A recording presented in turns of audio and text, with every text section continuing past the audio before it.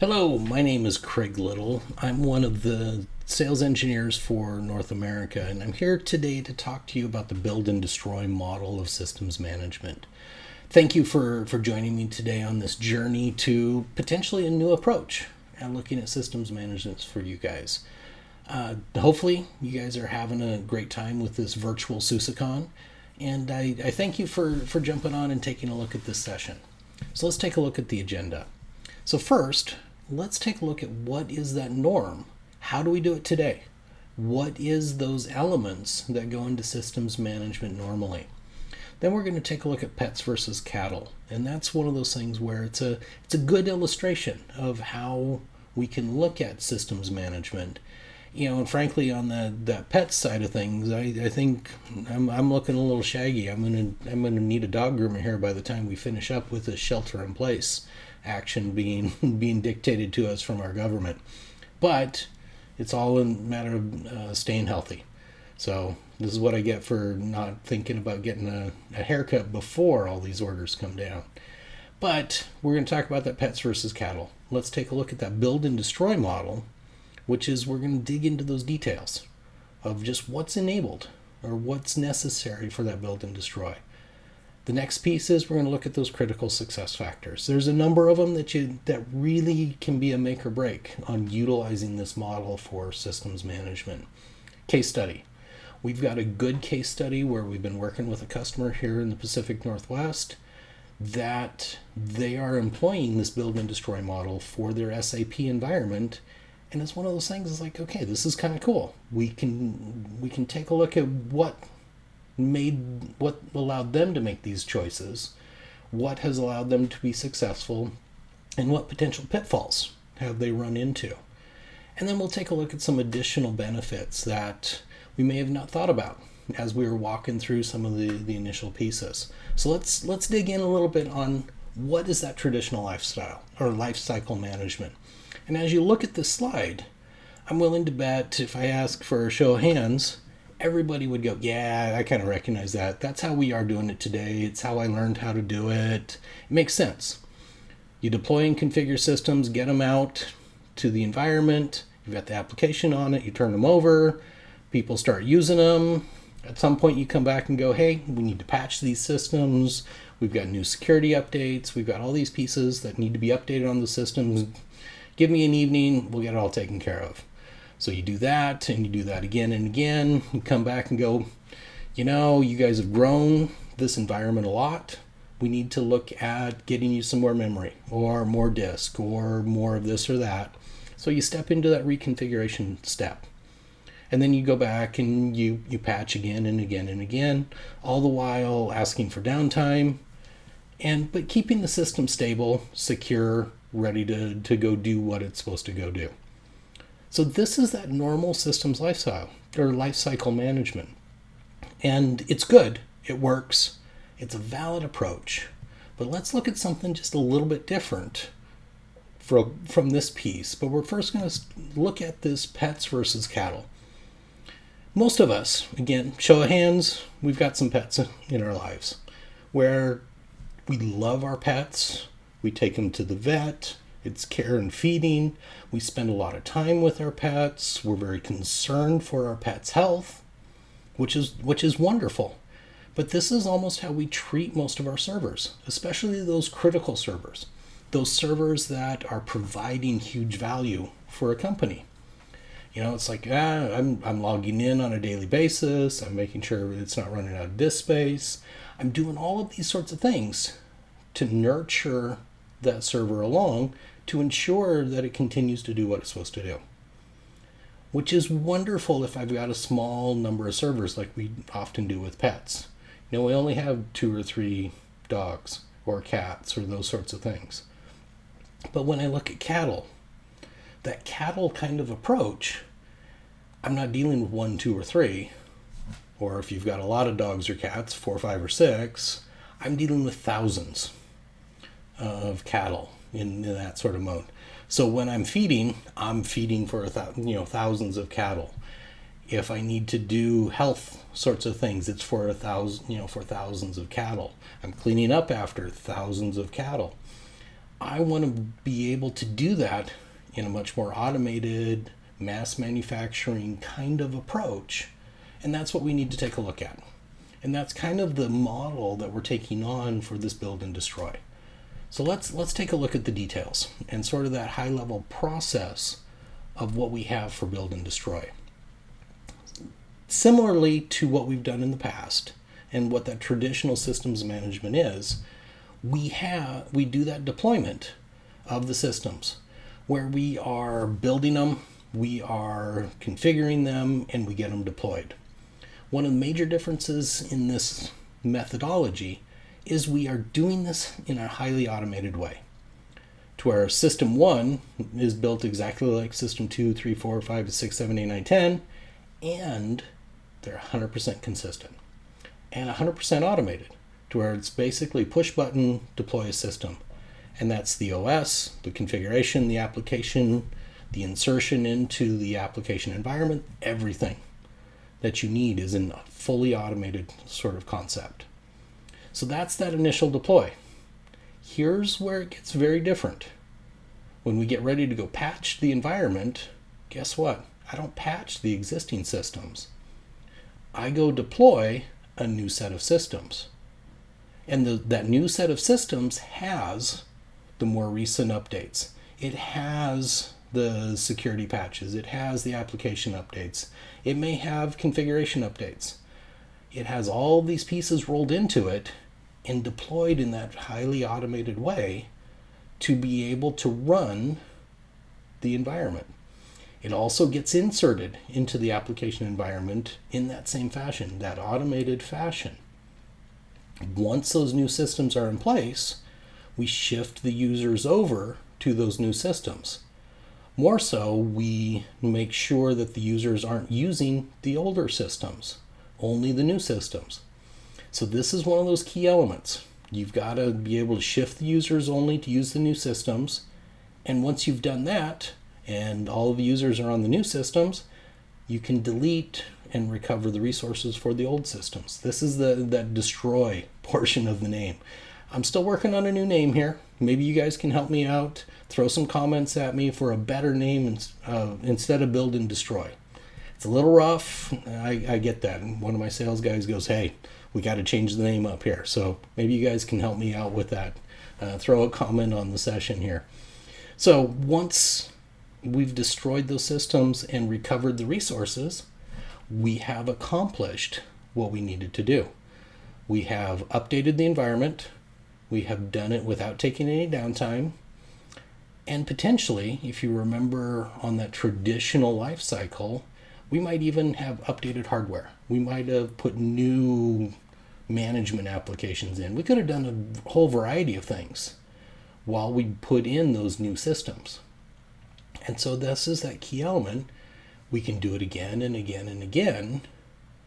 But as you start to think through this, what are those things that become requirements for us to be able to do these elements? Because there's a few. When you start looking at, I got to build new systems. Well, that means I kind of need infrastructure to deploy. I need some automation tools. I need this, I need that. Let's take a look at what those pieces are. And that's those key elements for success using this build and destroy model. The very first one is virtualization. We need to have a virtual environment, whether it's public cloud or private cloud, to be able to easily deploy these systems. Without the virtualization layer, this becomes problematic, becomes expensive. And so if I only had bare metal, I would really look towards that traditional methodologies. But most everybody is running in a public or private cloud kind of concept today. So that's one of those key elements. The second piece, and I mentioned that earlier, is I need to have fully automated deployments of the environments. And that includes the insertion of that server into its application environment.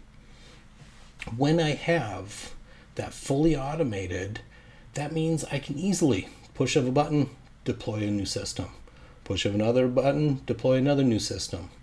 It makes it very, very easy for me to prep and do my new systems deployments to do my patches, to do the updates, to do new hardware definitions, things of that nature.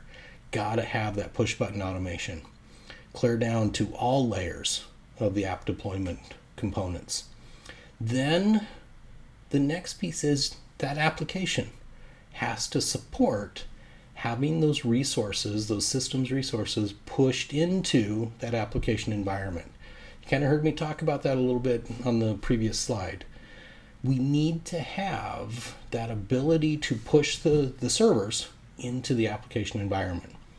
Often that means we're looking at a methodology of scale out sort of scenario, or we're looking at clustering. From a scale out scenario, that just means that I can add servers to the stack to give me increased processing capabilities. Fairly straightforward concept. Web servers have been doing it forever, where you can I just add more and more web servers, have a load balancer on the front end of it, life is good. So that scale out sort of concept becomes pretty critical. The next piece is clustering. Clustering is that I've got multiple servers where I can shift the applications around onto as I want to from a high availability point of view. And so if I've got either of those methodologies, they become very, very easy for me to do those deployments. And so that's that third piece that we've got to have for success in this solution. The last three are testing. These processes have to be bulletproof. You've got to have tested, you've got to have worked through these components. And anybody that's done some systems management has done that one thing where you deployed something and you hadn't tested it quite enough, and you didn't just blow up one system, you blew up a whole bunch of systems. It's what systems management allows you to do if you screw up, if you aren't paying attention, if you aren't doing testing. So really, that's one of those key factors for success is test. It's necessary to be able to be successful. So let's dig in to the case study of this particular customer. They are a large multinational retailer. They have a large number of systems comprising their SAP environments. They've got a 5-tier, I think it is, environment where they do dev, sandbox, test, staging, QA, prod. This sounds about right. And so in that space, there's a lot of servers to be deployed, a lot of servers to update, a lot of servers to keep patched. Definitely that cattle concept. So in that mode, I was talking with the basis lead, and he was going, I got an idea. What do you think of doing this concept? And he laid out this overall high-level concept of build and destroy. And we talked through it. We spent a fair amount of time whiteboarding, and we talked through the concepts of, potentially live patching. How would that feed into this or not? Would that potentially help us get these things deployed easily and not have to do the deployment as often? We talked about the requirements of the application. In this particular case, it's really around SAP. And SAP has that ability to do the insertion of servers into the application environment. The application side of SAP is all about that scale out. I can add additional ones as necessary to take care of the workload. This customer is also HANA for the SAP database. HANA is deployed, in production at least, with a fully built HA cluster. So we've got the scale out on the application side, we've got clustering on the database side. This really fits into those success factors. So we've got the application environment of what we need to do. Now the next piece is they have started making a wholesale jump into the public cloud. They had been VMware on site, but there's some questions about private cloud that you got to kind of pay attention to that public cloud alleviates. And that's that ability to have not unlimited resources, but a vast pool of resources to draw from. And so they've got the public cloud pieces for their virtualization. And this combination really allowed us to build out this build and destroy model and go, man, this could work. This could work very, very well. So the next piece that they needed was automation. And as we were talking through that component, this customer was running SUSE Manager for the server or the server and OS pieces, and then they were also looking at Terraform and some other components to wrap up that automation. They had a couple of proprietary type of apps that they used also for deployment into public cloud, and it really, we're going, we've got kind of the full set of things that necessary to pull this whole thing together. The one piece that I didn't mention on the success factors, but that this customer found, is process. Process became a very critical element to their success. They needed the processes in place to where they knew specifically what versions of what packages of the application components and how to keep track of that on a per SAP landscape or environment kind of basis. So you need to put some process, some naming standards, there's some things of that nature that need to come into play in order to be successful. And so that was one of the hardest things that they had to figure out was, how do I deal with this process and versioning to be able to effectively take the automation and the versioning and run it through those 5 environments to where by the time it got to production, they knew exactly how it was going to work and what those elements were. And so they've factored these pieces in. They've got the process, they've got the rest of those success factor pieces. And so they are able to deploy quickly, easily, and not take any downtime, and they can drop their updates into place. One of the side benefits is they can start with smaller virtual machine definitions for the HANA database servers. Because of the ease of dropping new servers into place, they can take those new servers and go, oh, we need to take the database or the database servers and grow the amount of memory in it. Great, we'll just do it on the next deployment of updates, the next build and destroy cycle that we drop onto that environment. Made it very, very easy for these guys. And that turned out to be one of the big value points. It allowed them to start with smaller device definitions, and that meant they weren't paying as much for those virtual machines in the public cloud to begin with, but allowed them to grow those virtual machine images as they needed to through this build and destroy model. They're not taking downtime to do the patch deployments.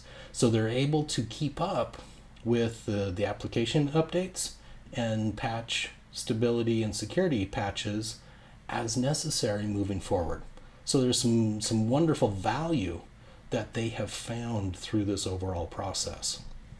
So let's take a look at some additional value that you might have with this methodology. So as we talk through it, I know I walked out of that initial meeting going, hey, there are other things we could do with this methodology that might be of value even outside of an SAP environment, for example. So one of the things that I thought about is, or even inside of an SAP environment, there are times where I would want to potentially scale up a solution and then scale it back down. This build and destroy methodology absolutely allows me to do that, to where I can take and add 5 servers, just not destroy them immediately. I can destroy them or pull them, recover the resources later on. So this particular retailer has a very large Christmas holiday season, and so we can beef up the SAP environments for that holiday season, tear them back down. You could even go as often as month-end processing. Maybe Thursdays. You've got extra processing that happens on Thursdays. You could spin up extra servers on Thursdays and shut them back down on Friday. you've got a lot of possibilities once you have that automated deployment capability. So something to kind of keep in mind. Web applications, we talked about the classic web application scale out scenario that you can do. And so in that mode, you can use this for web apps. You can use this for a ton of different applications of that nature. You also have the fully automated systems deployment capabilities. Whether you're using the drop new systems in with the updates and destroy the old ones, part of this methodology, moving forward with fully automated push button deployments is huge. It makes your life so much easier. You end up with systems that are exactly the same, very repeatable, highly defined processes. And this is where looking at how this comes together is where you might look at doing those sorts of pieces. And so let's take a look at some additional resources here.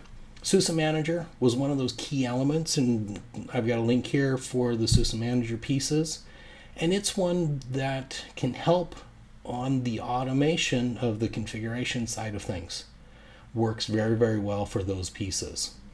Normally we talk about SUSE Manager in relation to patching, which it is spectacular at as well, but it also is spectacular at the configuration management components.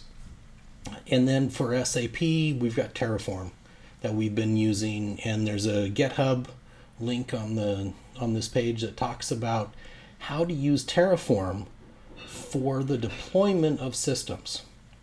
So kind of keep that in mind. There's some very, very good capabilities with Terraform to do the initial part of the systems deployment, and then let SUSE Manager take over to do the remaining part of the deployment piece. So there's some good resources there. As I've talked to various people about this concept, there's been a couple of questions that have come up. One of those questions has been, can I use private cloud? And if you remember back to the success factors page, we did say, private cloud could be used, but there's something you got to pay attention to with the private cloud, and that's the amount of resource overhead or headroom that you have. If you are running pretty skinny on the resources for that private cloud, this might not be a good solution, because you need to be able to deploy those new systems with the updated environments and updated applications and patches on them. You need to be able to deploy them before you can recover the old systems. So that's one where you got to make sure you got some overhead. This is where the public cloud really kind of excels, because you have that much larger pool of resources that you don't have to pay for. You're not paying for that on a daily basis like you do in the private cloud. So something to kind of keep in mind in that space. The other aspect, or the other question that I get periodically is, should I invest in building out that automation to move down this road? And this is one where, as we looked at on the additional benefits page, I think yes, getting repeatable, highly automated deployment methodology is spectacular, regardless of whether you go down the build and destroy model, or even if you're just using it for just the build aspects. So that aspect really gets consistency in your environment. Consistent server deployments mean less issues. It means that you end up with a more well-running, well-built, well-running type of environment. So even if you don't look at the build and destroy aspects, look at the build aspects of how I would build a push-button automated deployment methodology for my servers. I think you'll be very surprised at the value that provides. So I'd like to just tell you thank you. Again, if you've got some ideas of renaming this process from build and destroy to something a little less brutal, please let me know. I very much appreciate your time today and jumping on this session and looking at this concept.